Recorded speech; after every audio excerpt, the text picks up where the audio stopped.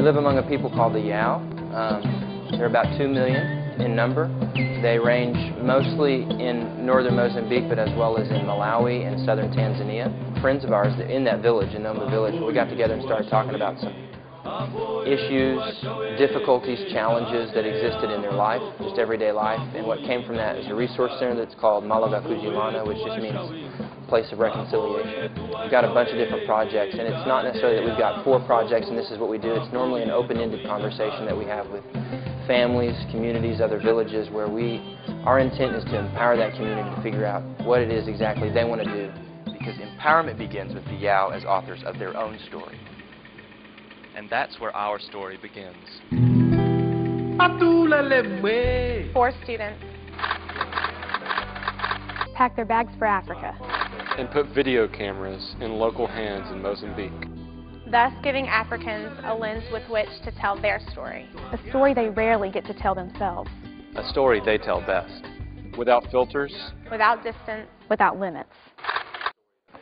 Happened to go to a Devo, and Kyle Holton was there, and he had talked a little bit about the development work that he was doing with the Yao in northern Mozambique. A lot of film has come out of Africa, but I think that most of it has been from one angle.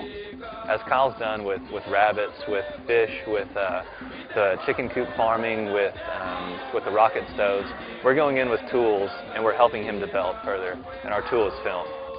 Giving them the camera and sending them out in their own village when they have the camera. The look that they're going to get are going to be completely different than anything we've ever seen. It's about, like I said, sharing what's going on in Africa, sharing hope, sharing what God is doing in Mozambique with people that they can't personally go there, and that's what journalism is about. I guess like the best term you could use to describe it is participatory journalism. Is that you're there, you're with a camera, you got one hand on camera, one hand in the mud, and at the same, I mean, you're working and filming. The last thing we would want is to just show images and not give the backstory. There's traditions and there is a rich culture there, and we want to show that, and not just from our eyes and from our lens, but we want to show it from their eyes and from their lenses. What is really being reconciled in Africa? And we say that holistic development has 3 legs. One leg is a kind of stewardship to creation. This is where development projects come in. For development projects to develop roots and to be sustained, they need a community to take care of it.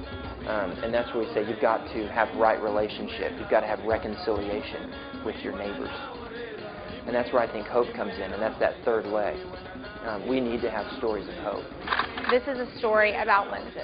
This is a story about stories. This is a story about lenses. This is a story about stories. And everyone has a story.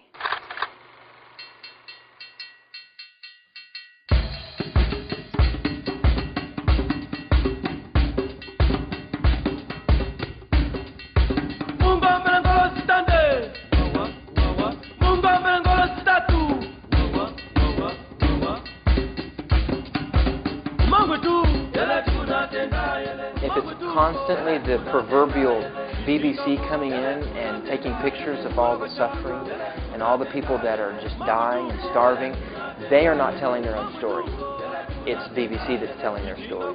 But if you can put the tool for them to create their own images and to create their own story with that, if you put it in their hands, that's empowering.